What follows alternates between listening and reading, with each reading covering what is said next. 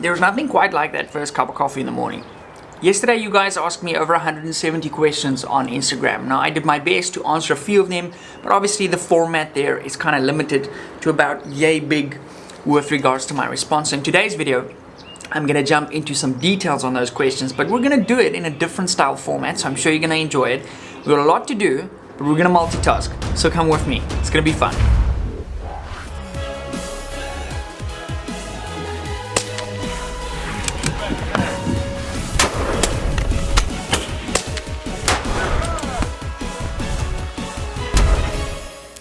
So one of the guys asked, which province sort of in South Africa do I enjoy hunting the most? Now, while I haven't hunted in every single province in South Africa, I really enjoy hunting the Karoo, okay, which is where we do those sort of springbok videos that you guys also clearly enjoy, right? Fun fact, the guy asked the question, Cor, luckily I saw the name. I used to coach Cor rugby when he was 6 years old, and now he's a PH and getting things done. Super cool to see the development of that youngster as he kind of grew up with my little brother. As I pulled up here at the gym, I saw one of those hawks that we filmed the other day in our sort of nature walk video. Super cool. Also on the way driving in here, by the way, I saw some dassies that live sort of in the road, I guess.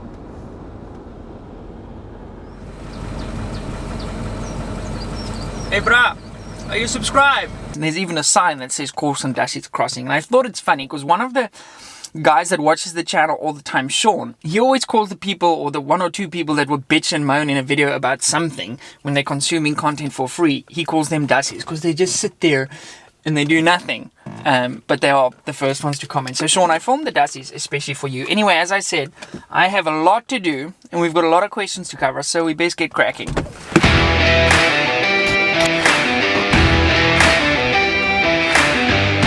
Okay, so 8:05, wrapped up a really good workshop. My next meeting is at 9.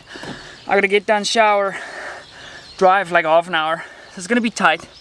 But people often ask me, like, once they sort of know all the stuff that I'm busy with, how do you get so much done? And this is sort of something that I learned when I was in the financial industries. Like, I always told myself, I got like dry mouth and everything. Like, I'm not gonna get dressed up with my suit and tie.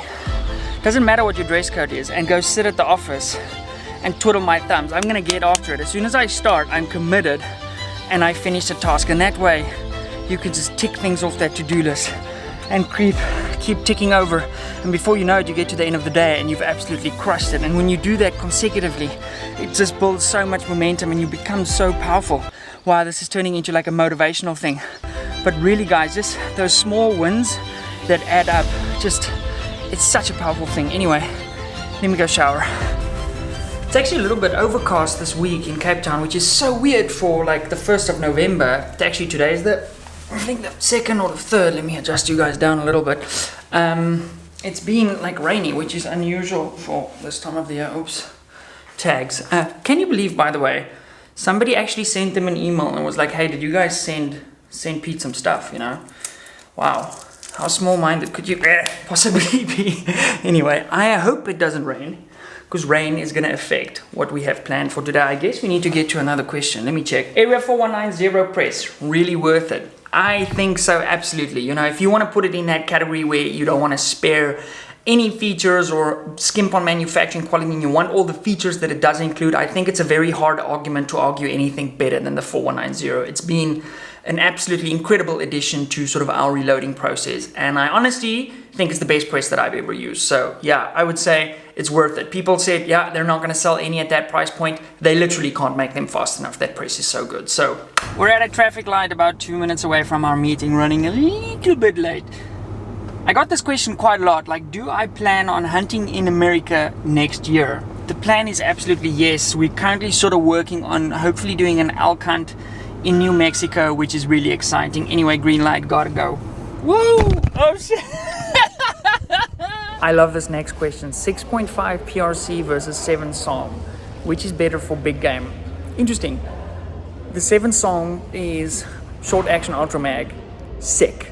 It's one of those cartridges, sort of like the 6-dasher, which is inherently accurate, and I've owned one of those and it freaking hammered everything.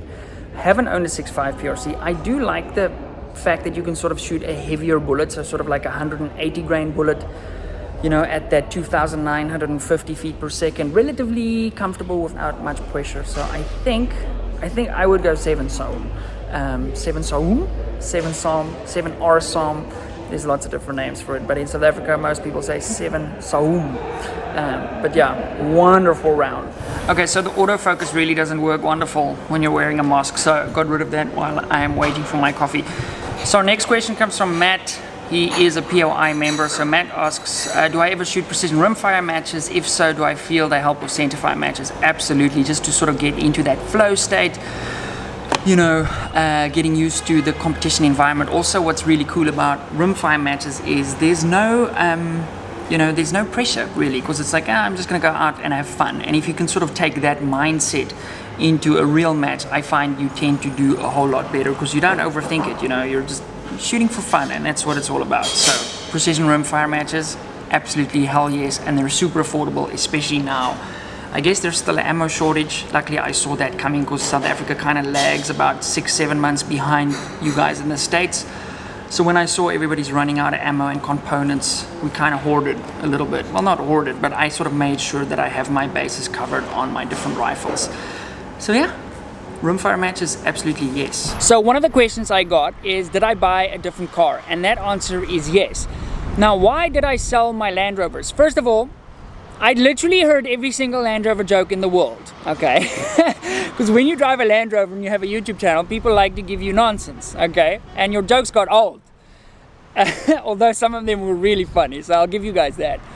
But the reason I sold my car is, at the moment, there's a big shortage of something called a semiconductor chip, and as a result, there's not a lot of cars in the market. So I was able to get really good deals on both the Defender and the Range Rover Sport, and we were able to move both cars without losing money. And that's always been my thing, even no matter what business I was in.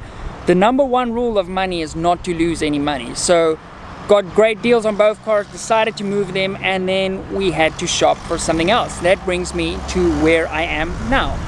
What are we driving? Hey, true, bet that up for the track. You know, take it to the top, and that's the truth. Truth hurts. Oh, yeah. Meet my friend Jill. How's it? Jill works for Porsche, and we did buy a Porsche. Today is very special though, because ever since I got my car, I've been wanting to test drive a 911. Today is that day. That's why we were pushing for 9, and I was praying that it doesn't rain, because we can't drive this car in the rain, because it would be not good. Yeah. So we've let the car warm up a little bit. There is a gap now for us to send it. Jill, are you hanging on? Yeah. Woo! Holy moly, that is... We're obviously not breaking the speed limit at all. That would be very irresponsible. Holy shit. Okay, Jill, I'm gonna need one of these. Woo! What is happening with my window situation? I think it's not up there yet. Wow, the hit when it comes on is insane. It's amazing how fast 60 feels. Yeah, foot hard on the brake, foot hard on the accelerator, and then let go brake. Woo! And that's 110 already. We got a lot of ground. Woo! Okay, then this corner's basically flat. Yeah, you could have probably done that flat truck. Dude, I should not.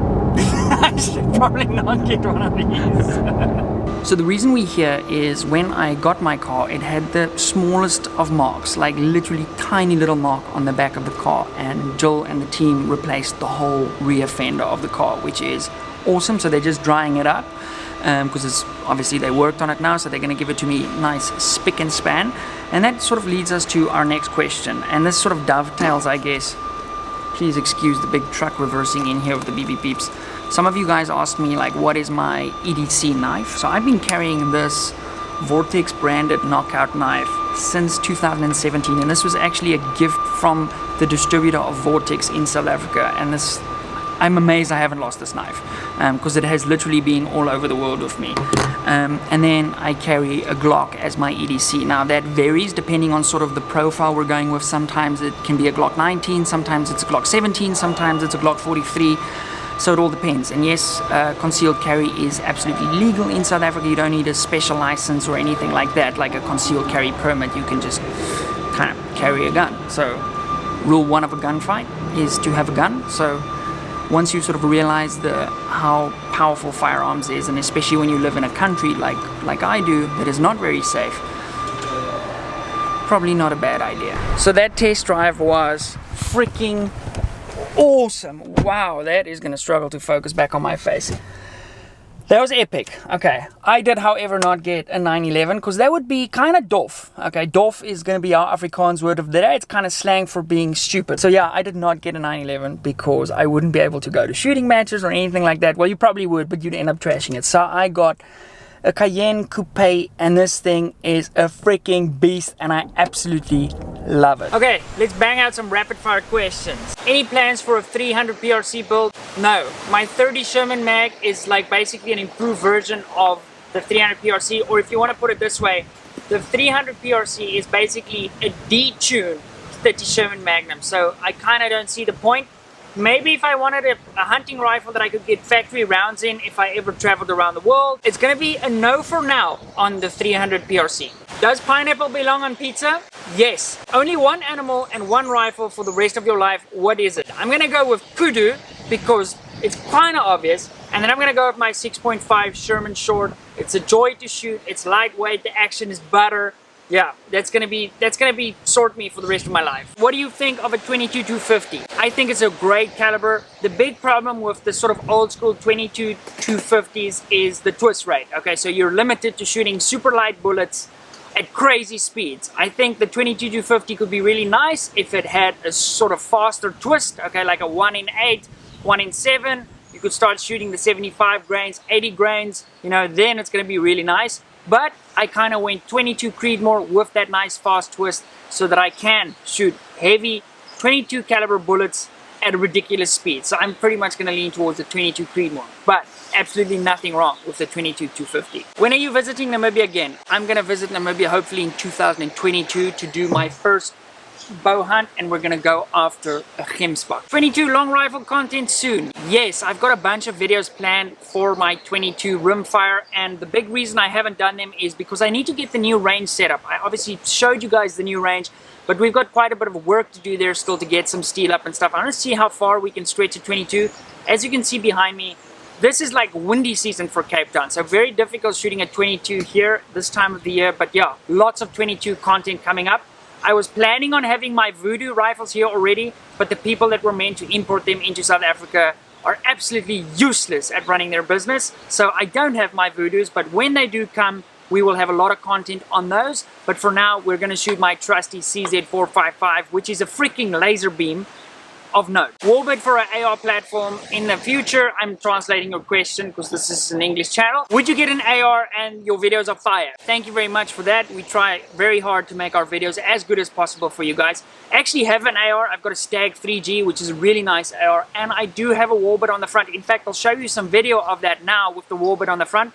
Unfortunately, I don't have video of me shooting the warbird on my AR, but I have done that, and it's a treat. And kind of when we went into those crazy rides, I said to Skulk, hey bud, let's spin up a warbird match, so sort of the short one, which is what I'd recommend for an AR, with that thread. Obviously, most ARs are half by 28, I think, if memory serves. If the shit were to hit the fan, I didn't want to shoot the muzzle brake that was on that Stag in sort of a building environment, so I thought, hey, let me slap a warbird on there and just sort of spare myself that if we ever were in that situation. Also, if you need to conduct clandestine operations, I would recommend doing it with a silencer. Any plans on shooting an archery competition? At the moment, no. We're so busy with sort of doing what we're doing, I just don't have the time to devote to developing myself as an archer. Having said that, if one was to enter a competition, it would kind of force you to make the time. And I generally find that if you want to get stuff done, you give it to a busy person. And that's perhaps a way to sort of fast track the archery thing. But for now, focus on rifles specifically. Also, some of you guys asked if you're going to see some IPSC content and those kind of content soon.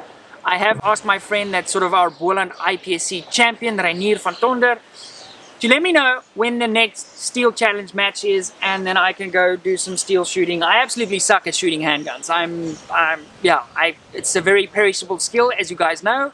And that basically means that if you stop doing it, your skill level goes down dramatically. So I did start out that way, but for now, just gonna do it for fun, not as a competitive shooter. Next question from one of our patrons, from Pan, and Pan asks, what would be the best way to get consistent cheek distance with the scope? I find that especially when I'm using glasses, I kind of lose the proper distance from the scope. So basically, I found the same thing. When I shoot somebody else's rifle, immediately you're sort of hunting to get that right sort of eye relief. And that all comes down to setup. If you set up your rifle right, you should basically just be able to put your face on the gun and you should have perfect sight picture. Backing off your magnification is going to help with that if your setup is not absolutely mint. So the further off your magnification you get, the sort of more forgiving that becomes. Anyway, it's getting pretty cold out here. Judging from where the wind is coming from, it's probably going to end up raining today. So let's get back to the house. So my friend Andrew asked a really good question, and I'm kind of going to give you guys the short version of it.